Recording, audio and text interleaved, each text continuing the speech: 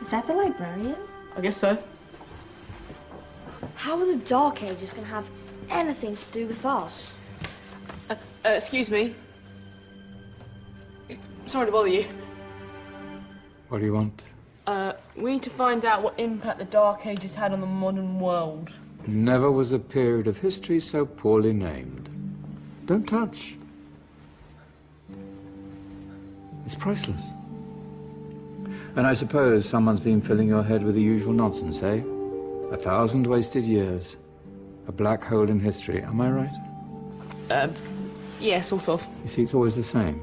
You assume it was all mud, disease, death and destruction, with marauding mobs of barbarians ripping down the good of former civilizations, burning and plundering as they went. Nothing of any worth invented either, eh? Oh, no. Go on, Beofrey. Sorry to bother you. Come on, it's probably not worth it. Everyone knows that the Greeks and Romans invented everything anyway. Oh, did they now? And you're sure about that, are you? You know, I might just have something for you. You seem to be up to the task. I suppose I could... Follow me. I've got just the book for you.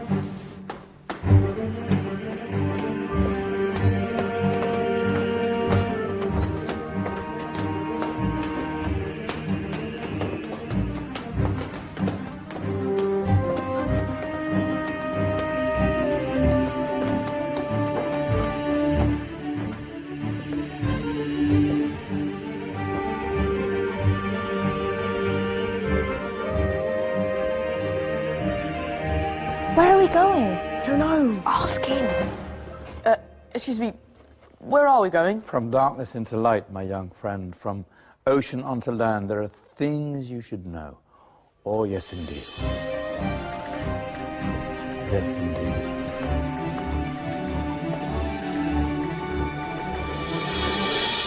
Now, I know I left it round here somewhere.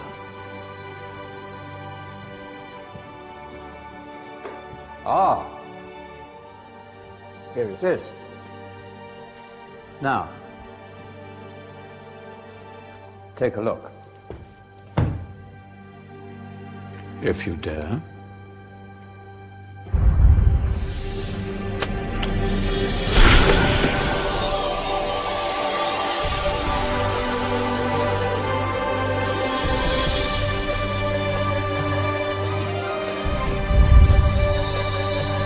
What's going on? Welcome to the Dark Ages, or as it should be known, the Golden Ages. Who are you? I am Al-Jazari, engineer and ingenious inventor. I thought you said this was the Dark Ages. It doesn't look very... dark. That's because it's all a matter of perspective, my soon-to-be illuminated friend. Of course, there are parts of the world that weren't dark at all, but in a civilization that stretched from Spain to China, the golden rays of discovery and invention shone over everything. What civilization?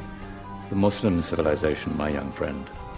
Through scholars and scientists of various faiths, some of the most important discoveries known to man were made at this time. Discoveries that drew on knowledge of the ancients, but have more connections with your modern world than you could possibly ever imagine. Like what? Well, all sorts of things. I've got to get a picture of this. I knew it was a good idea. Who are you? Allow me to introduce Ibn al-Haytham, a great scientist whose ideas led to the invention of the camera. You invented the camera? I laid the foundations for modern cameras by explaining how our eyes work. I found a way of projecting an image onto another surface through a small hole in a dark room, later called camera obscura. Think of all the things that evolved from this discovery. Cameras, cinema, all share the same principle. Cool. Look out below! Who's that? That's my good friend, Abbas ibn Farnas, who gazed up to the heavens, passionate in his belief that man could fly. Whoa. Indeed, he dared to dream about flying 1,000 years before the Wright brothers. Do you know you all take your jet-setting holidays for granted, so it only seems fair to remember Abbas ibn Farnas? Stand by. I'm ready for takeoff.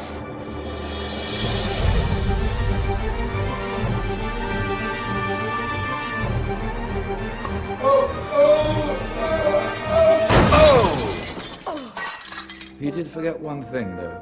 A tail, useful for landing. My back. Is there a doctor in the house?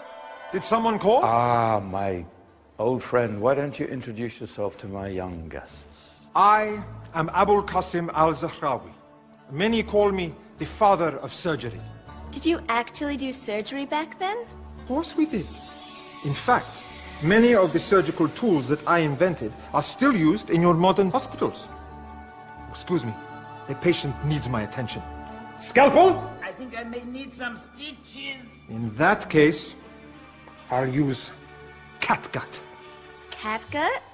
From the gut of animals. Perfect for stitching up internal wounds. Your surgeons are still using it today. Sorry, mustache.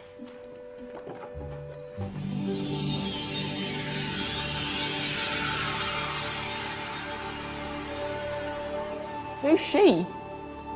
That's Maryam al-Astrolabi, one of the many brilliant women of her time. She made sophisticated astrolabes.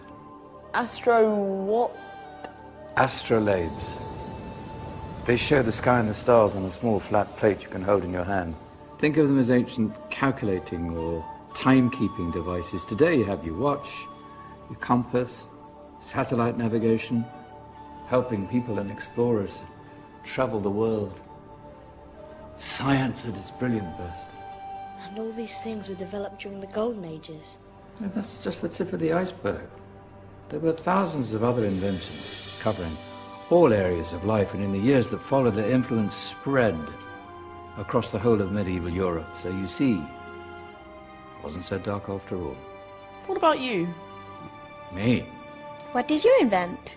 Well, I don't want to be big-headed, but I made some groundbreaking advances in engineering. I suppose my most significant discovery converted rotary motion into linear motion using a crank and connecting rod. It's essential in pumps and engines. In fact, I've no idea how the Industrial Revolution could have happened hundreds of years later without such a device. Not that I ever get the credit I deserve.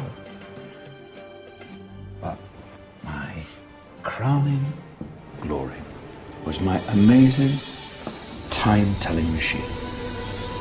My legendary elephant clock.